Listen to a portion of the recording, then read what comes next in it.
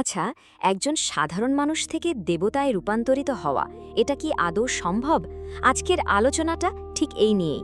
আমরা এমন একটা আধ্যাত্মিক পথের খোঁজ করব যেটা শুধু ব্যক্তিগত নয়, বরং পুরো জাগতিক স্তরেই এক বিশাল পরিবর্তনের কথা বলে। তো চলুন শুরু করা যাক এই অসাধারণ যাত্রা। আর এই পুরো আধ্যাত্মিক যাত্রার শুরুটা হয় মাত্র দুটো শব্দ দিয়ে। সহজ কিন্তু খুবই শক্তিশালী দুটো শব্দ, ওম শান্তি। দেখুন, ওম শান্তি কথাটা কিন্তু শুধু একটা সম্ভাষণ বা হ্যালো বলার মতো নয়, এর মানেটা তার চেয়ে অনেক অনেক গভীর। এই সোর্স অনুযায়ী এটা হলো নিজের আসল পরিচয়কে ঘোষণা করা। এর মানে হলো আমি এক শান্ত আত্মা। আর এই একটা উপলব্ধি, শুধু এই একটা কথাই কিন্তু আমাদের এই পুরো রূপান্তরের যাত্রার আসল চাবিকাঠি। তো এই পুরো জার্নিটা আমরা কয়েকটা ধাপে বোঝার চেষ্টা করব। প্রথমে দেখব ওম শান্তির মাধ্যমে কিভাবে এক নতুন পরিচয় তৈরি হয়। তারপর জানব এই জ্ঞানের উৎসটা আসলে কি। এরপর আমরা ব্রাহ্মণের পথটা বুঝব, জানব স্মরণের যাত্রা সম্পর্কে। আর হ্যাঁ, সবচেয়ে বড় শত্রুকে জয় করার কথাও থাকছে। আর সব শেষে দেখব কিভাবে সত্যযুগের উত্তরাধিকারী হওয়া যায়। তাহলে চলুন প্রথম ধাপটা দিয়ে শুরু করা যাক। আর এই পথের শুরুটাই হয় নিজের পরিচয় নিয়ে, মানে সেলফ আইডেন্টিটি নিয়ে এক বিরাট পরিবর্তনের মধ্যে দিয়ে।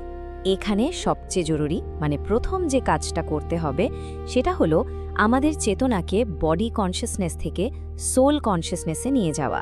মানে আমি এই শরীর, এই ভাবনা থেকে বেরিয়ে এসে আমি এক আত্মা, এই সত্যটা উপলব্ধি করা।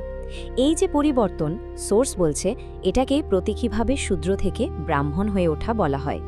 শূদ্র হলো আমাদের পুরনো পরিচয়, আর ব্রাহ্মণ হলো আমাদের নতুন আত্মিক পরিচয়। কিন্তু একটা প্রশ্ন তো আসে, তাই না? এই যে এত গভীর জ্ঞানের কথা বলা হচ্ছে, এর উৎসটা কে? মানে কে আমাদের এই পথে গাইড করছেন? চলুন উত্তরটা খোঁজা যাক।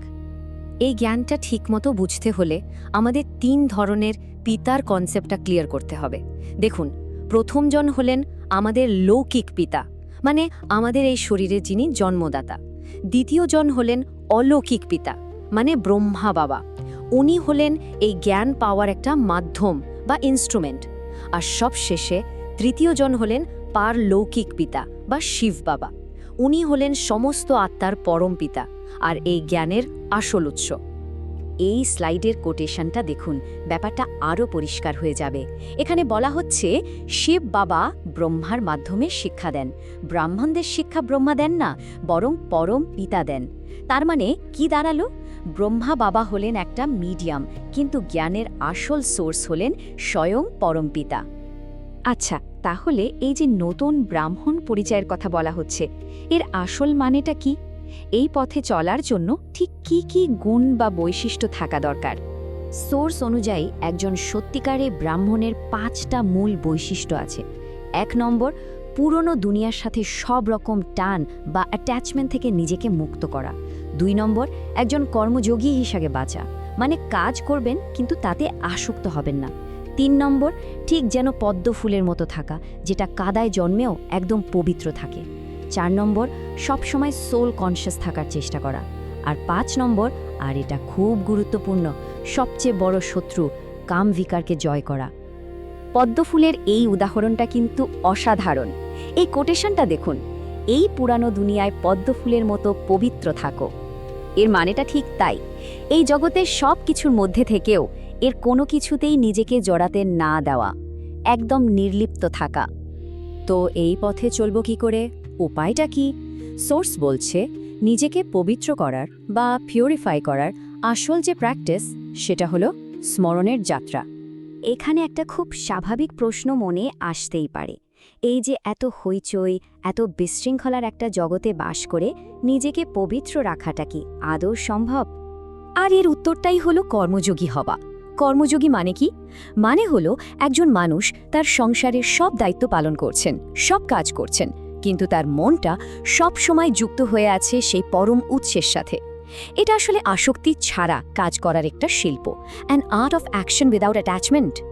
এই সোর্সের একটা লাইন এই পুরো ব্যাপারটার সারমর্ম বলে দেয়। হাত কাজে ব্যস্ত থাকবে আর বুদ্ধি সদা বাবার স্মরণে থাকবে। ভাবুন তো একবার, এটাই তো কাজ আর স্মরণের একটা পারফেক্ট ব্যালেন্স। যে কোনো বড় যাত্রাতেই তো বাধা বিপত্তি থাকে, তাই না? তাহলে এই আধ্যাত্মিক পথের সবচেয়ে বড় বাধাটা কি? কোন জিনিসটাকে অবশ্যই পার করতে হবে?